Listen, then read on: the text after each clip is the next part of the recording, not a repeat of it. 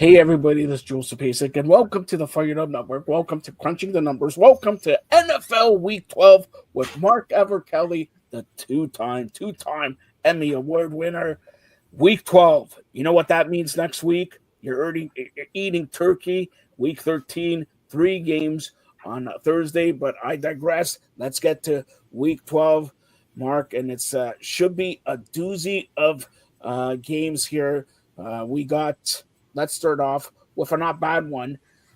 Minnesota, Green Bay, 1 p.m. Green Bay favored by 6.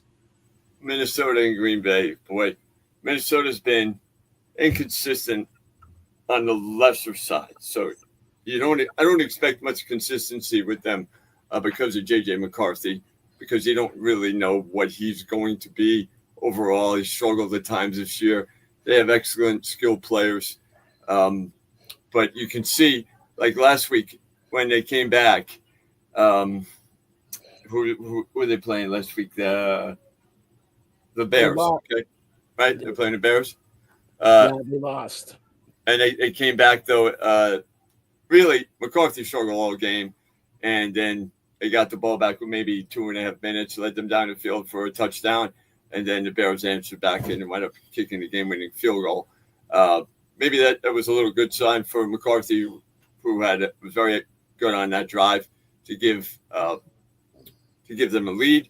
But still, in that division, you have 4 very good teams. The Lions, you saw them lose to the Eagles, but I think they're the cream of the crop in that division. The Packers, Packers hit or miss so many times. You can't lose to the Browns. And then beat the Giants last week in a comeback win that you think maybe will provide a little bit of a little bit of grit. But I still don't really know what I'm going to get with the Packers. But I do think they're better and more consistent than the Vikings. So I'll take them. All right, so let's go with your team, the New York Jets. Travel to Baltimore to take on the Baltimore Ravens, 13.5. The Ravens are favored. If they're favored by 31, I still take Baltimore. What do you say? Yeah, I know. Baltimore is, I guess I don't see them really losing more than 1 or 2 games. And it doesn't really matter what the score is. Maybe the Jets can hang in there for a little while, but they've shown throughout that they really struggle against Lamar Jackson. And against Baltimore, historically, they've only won like 1 or 2 games, and one of them was against Vinny Testaverde in 1997 in overtime. So they don't exactly have much success against Baltimore. Baltimore likes seeing the Jets on the schedule, and this year's going to be no different. And of course, the Jets making a change there with quarterback, so they put Tyrod Taylor there, so that should be interesting. Maybe they get a little bit more touchdowns there. But let's get to the next one. And boy, it's another doozy. The Giants into Detroit. Yeah. I mean, the Giants have played everybody tough. Detroit, I expected them to win. Now, call me crazy when they went into Philadelphia. I just think their offense at times has been dominant. They've had a number of 30-point games, a couple of 40-point games. And, with Jared Goff, they can put up numbers fast. But against the better teams, they've struggled. The Giants are a team that are in every game. You see Jameis Winston last week got his time to shine, and he led them on a go-ahead drive, but then couldn't lead them on a game-tying or game-winning drive. So it's hard for me to think the Giants are going to be anything other than they've been this year, which is a team that competes with Australia, that they belong, in the league, and I think they're going to be a good team for the future. But without Jackson Dart, you really have a team that's in transition still. Jameis Winston's good enough, but he's not good enough to beat the Lions. That I agree with, and let's face it, the Lions are, like you said, one of the good teams in the National Football League. Seattle, Tennessee, another. And by the way, the Lions are favored by 10. Seattle's favored by 13.5. Yeah. Oh, boy. Okay. So I picked against Seattle all year to lose, but 13.5 is a lot of points to give Tennessee, which has played better recently. last week they lost in overtime, where they had to come back at the end of the game.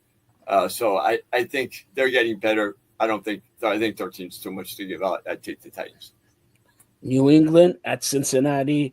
Um, New England favored by 7. By the way, Joe Burrow will not be playing. It looks like he'll make his debut on Thanksgiving night against the Ravens. Yeah, so this will be my upset. I think that the Bengals, who have been blown away by other teams' offenses and really laughed at when you score 40 points in back-to-back weeks and lose, um, or 39, 38 against the Jets and then 40 against the Bears and lose. That's not good. They did that last year where they lost maybe 4 or 5 games. They scored 30 points. Their defense is awful. But New England is at a point where people are expecting them to win. I think people expect them to come in and win this game. But with Joe Flacco, he gives them the ability to score points. And it's at Cincinnati. I think this is going to be a game that the Patriots learn from because they're going to lose. And that'll teach them they can't take anybody too lightly. They're still got a lot of young players. I mean, and Drake May leads the league in passing. He has the most passing yards in the league, which I think if somebody would have told you at the beginning of the year, you would have laughed in their face. But over 2,800 passing yards, a little more than Justin Herbert, or Hey Bear, whatever, or however you want to say it. Yeah. And I think he's the biggest surprise to me in football. All right. Well, I like that pick, but if you're a Buffalo Bills fan, all right. Next one, Pittsburgh into Chicago. The Bears favored by 2.5. Of course, Rodgers most likely will not play. Who are you picking that one? Well, the Bears, like I said, they've been winning games like in Tim Tebow fashion. Last week was no exception. They wind up giving up the lead in the last 2 minutes to Minnesota, and who McCarthy played awful all game, and then he led them down to take the lead, and then the Bears went right back, like they have against Cincinnati, like they did against the Giants, and again coming from behind in the fourth quarter, they got a number of come from behind wins in the fourth quarter. They're on a roll now, and I think they're even in position to win that division if the Lions don't get their act together. The best 1 p.m. game, and this should be a doozy. Indianapolis at Kansas City. Kansas City favored by 3.5. It's do or die for Kansas City. I thought that was do or die was last week. It's this week. And a back and forth game where it looked like they were going to be victorious, and then Denver pulls the rabbit out of the hat. So Kansas City, you keep waiting for them. Like the Patriots when they had Brady, or any team, the Yankees, when they were winning in the late 90s, early 2000s. You keep waiting for them to show up. Lakers when they had Shaq and Kobe. Okay, they can maybe lollygag a little bit of points, but when it's time to play, they'll get their act together. Keep waiting for that for Kansas City. Time's running out. They're going to play their way right, like Lawrence Tierney said in one of that Quentin Tarantino movie. We're laughing our way right into prison, and I think they're laughing their way right out of the postseason. Well, keep on laughing because that game it's going to be really good, especially if Indy surprises everybody. We'll see what Kansas City does. But now let's get to the 4:00 games. Jacksonville into Arizona. Jacksonville favored by 3. Yeah, now, again, another team up and down. I wound up blowing out the Chargers last week. I think if you're the Chargers, you got to really look at yourself and say, what are we? And Jacksonville has lost some games this year that they should have won. But God, you asked me to. Jacksonville should be better. They should have more wins. I'll take them, but again, what scares me about them is how bad they can look at times, and especially in a game that people think they should win. So, but I'll give them a break. I'll take them this week. All right, 4:05, Cleveland and the Raiders favored by 4. And you wanted to talk Wait a about. minute. The Raiders are favored? Yes, that's what I'm saying. I think Shadar Sanders in Vegas, whatever happens in Vegas stays in Vegas, Yeah. especially his bank account, Uh, especially because Dion's going to be there and everything. I think Cleveland gets a win. yeah, I would take. I mean, I don't take the Raiders to do anything. Raiders have looked so bad this year. Um, you know, Monday night included, losing to Dallas. You wonder if Pete Carroll is going to resign after this year, looking at what he's dealing with. Um, so, yeah, no, I do not like the Raiders in this game. Uh, All right, so then we go 425 Atlanta, New Orleans, and I can't believe this. New Orleans is favored by 1.5 points. yeah, well, they're favored because things are, again, so crazy in the NFL. New Orleans can look as good as, what's their record? They have 2 wins. Yeah, Um, yeah, 2-8. They can look as good as a 2-8 team can look. Uh, and Atlanta, 3-7. I mean, they've beaten the Bills. They've played a number of teams pretty tough, and then they'll go out and they'll lose 30-0 to Carolina. So again, it's very confusing. They lost last week in overtime. Lost to the Colts in overtime. They haven't won since they beat the Bills, Atlanta, and I think New Orleans. I like Spencer Rattler. I think the Saints are better than they've played this year. They played a number of close games. They played 49ers close. They were in the game up against Buffalo. They played a one-score game, 25-19 against New England. Even though Tampa Bay and the Rams have really beaten them bad, but they did beat the Panthers the last game they had. And I think at home they'll beat the Falcons. all right, and the best 4 o'clock game is pretty good. Philadelphia into Dallas. Philadelphia favored by 3.5. Yeah, Philadelphia has beaten 2 of the better teams in the NFC the last 2 weeks with the Packers and the Lions. And I think they love beating Dallas, and they love beating up on Dallas. And they love embarrassing Dallas. And I think this will be another opportunity for them to do it. And I think that'll probably knock Dallas out of the postseason, despite getting Quinn Williams and everyone, again, thinking that this was their year, that trading Micah Parsons was going to help them. And I don't really know if it has overall. I think the Cowboys are what they've always been, which are overrated and overpaid. This is a very important game for both teams. In Dallas, for next Thursday, they have Kansas City in Dallas. Oh, wow, yeah. Philadelphia on Friday, Black Friday game, they play Chicago, the Bears. So both tough games for both teams there. And by the way, a side note, it looks like TJ Watt is stepping aside, doesn't want to play football no more. He collects $50 million, and then much like you collect the money and then you don't put out here. You're like 27% in your bets. What's wrong with you? All right, so Mark will be back to preview the Monday Night Football game, but first of all, Sunday Night Football, and dare I say it, Tampa, if they lose here, could lose 3 in a row. Tampa and the Rams favored by 7.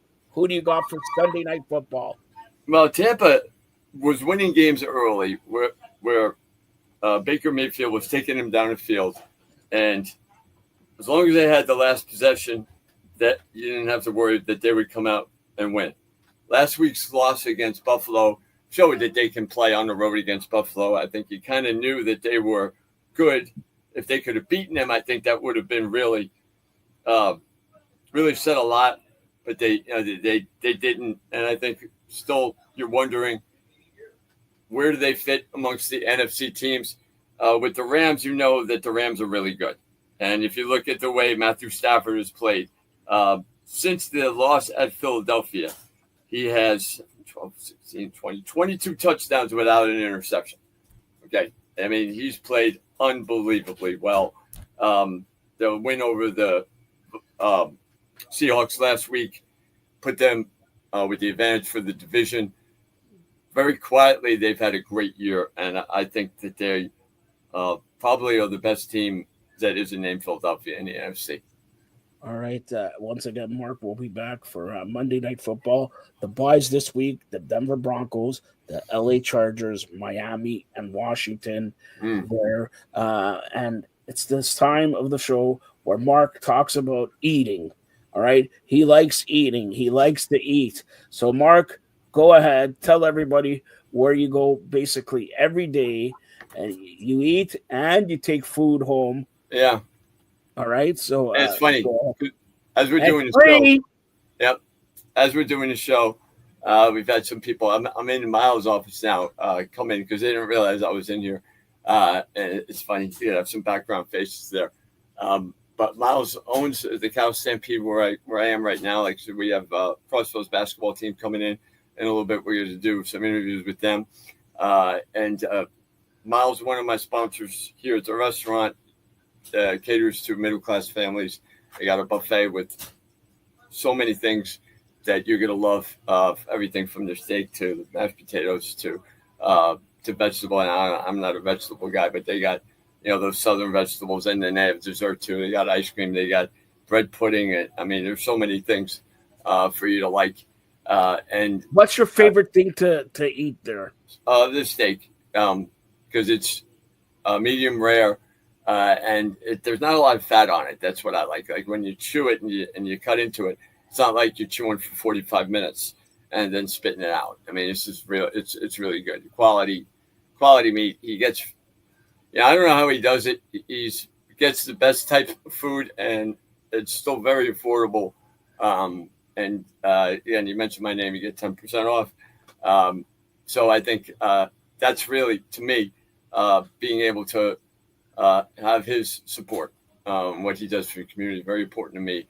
And then Bobby Ledbetter, who I met through Miles, who owns a car dealership in Gadsden and here in Fort Payne, is another guy that him and Miles do a lot in the community together. I know Thanksgiving they're doing a lot for homeless people. They do so many things to help out people. And Bobby Ledbetter's Twin City Auto Sales is where you need to go if you want to buy a car. You buy there once, you buy for the rest of your life. All right, Mark will be back here Monday to preview Monday Night Football. Hopefully, you have a great week, Mark. Thanks a lot for this. Thank you, Joe.